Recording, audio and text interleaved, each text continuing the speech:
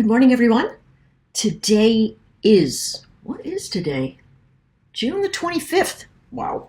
It is a Tuesday, and this is the Moneyball Morning Report for the Benzinga Pro platform. I've got seasonality for SPY showing it's a coin toss for the month of June. A lot of very interesting charts showing, though, that seasonality in June usually gives us the lowest returns, but that July has been positive for the last 13 years, something crazy like that. So we're going to look towards pullbacks being buy zones that might give us a nice bounce. And so that's where we are. Taking a look at SPY. I can't believe I forgot to cover these yesterday. Crazy. All right, so support action, 542. If we lose 542, we're going to leak probably into 537. That's my thought. Over time, anyway, this 537 looks like it ought to be a support zone.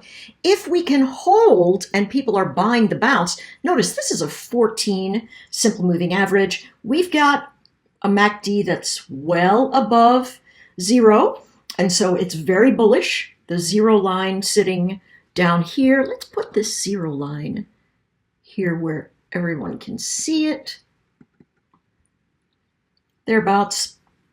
And so you can see we're very, very much bullish, and that literally means that when we come into support, we're going to have buy zones. 1, 2, 3, 4 days of support.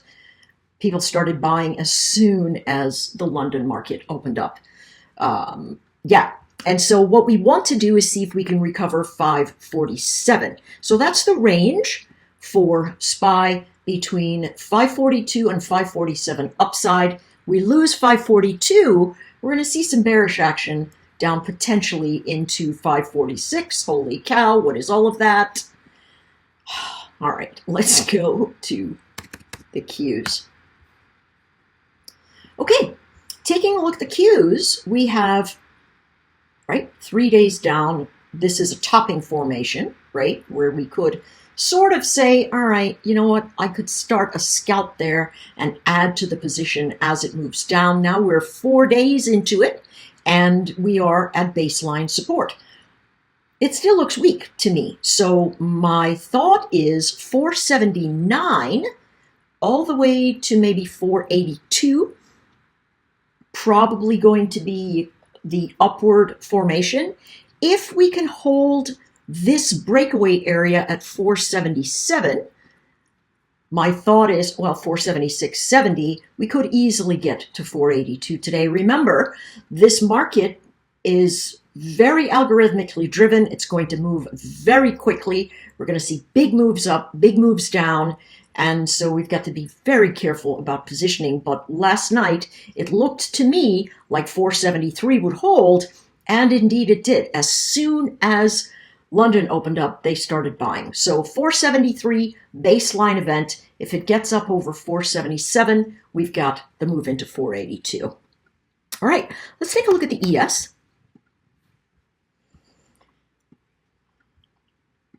ES, we had a breakaway formation here. This is a gap between 55.11 and the open of June 20th at 54.92.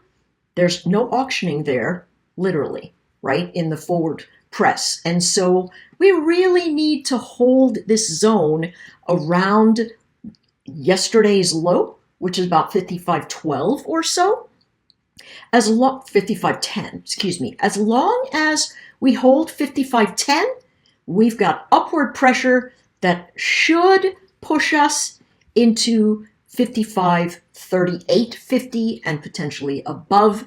We're still very far from the moving average here, and so my thought is potentially sideways to upside pressure with the dips giving us the really nice areas to buy. People are going to try and buy that 55.10. If they cannot hold it, it's going to be a short for pretty good. It could go to 54.92 and then 54.57. Taking a look at the NQ, same sort of thing. We've got a formation. I've got this Fibonacci here so faded that it's hard to see. So let's move it up there. And we've got a very big range for the price action off of highs in the past. I'm going to draw a wave, a regular Fibonacci wave from the high of this edge to the low of that one. And I'm going to change the color a little bit so that we know that this is a wave event, not something else that's measured by volume per se. All right, so I don't know what color I'm going to make that. For heaven's sakes, I hate having to think about things like that.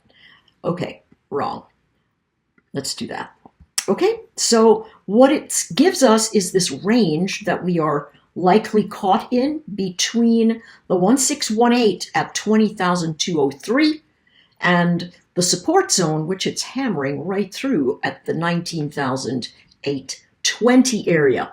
Below that zone, we've got 19,691 and then 19,491 below. I do believe we're in a bounce pattern that should take us to 912 and potentially retest 20,000. We just have to see what the traders are going to be all about today, because they are climbing up yesterday's wall of worry.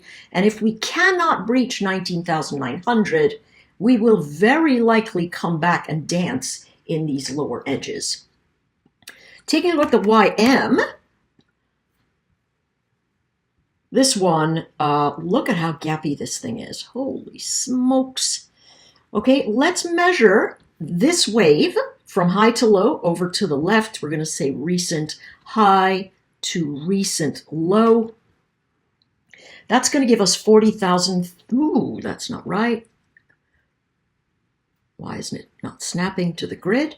No, it is 40,358. Who knew? Yeah.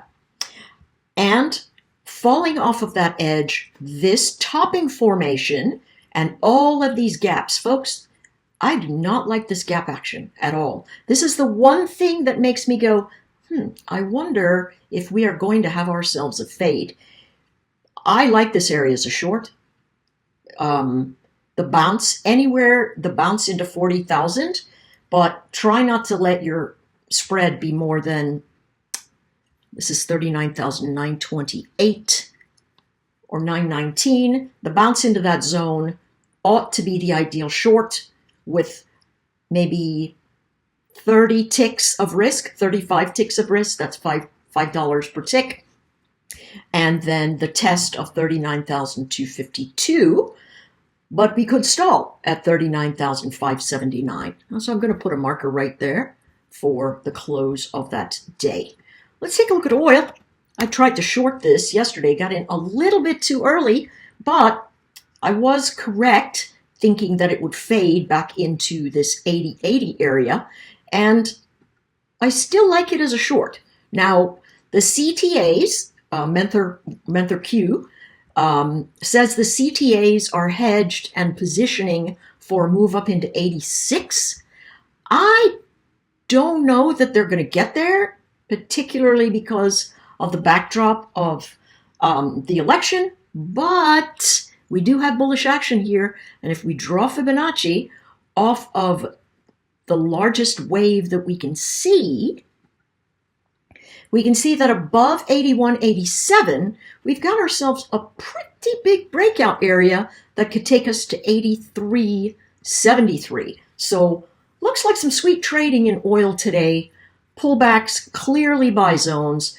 Maybe they're waiting on the EIA report, but my thought is if the EIA report creates a fade, it's going to be a buy zone, right? This is all telling us buy the dip, irrespective of what the report says. It's just, as Dee has coined, storm in a teacup for us, and that's really what we'll be looking at. Gold, let's have a peek at this one. Gold is creating some sort of wedge.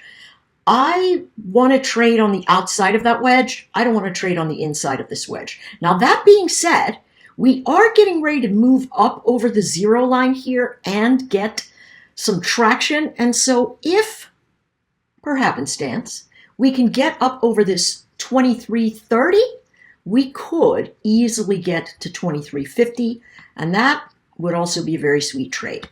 Okay, that's it for me, folks. I will see you on the trading platform. Take care.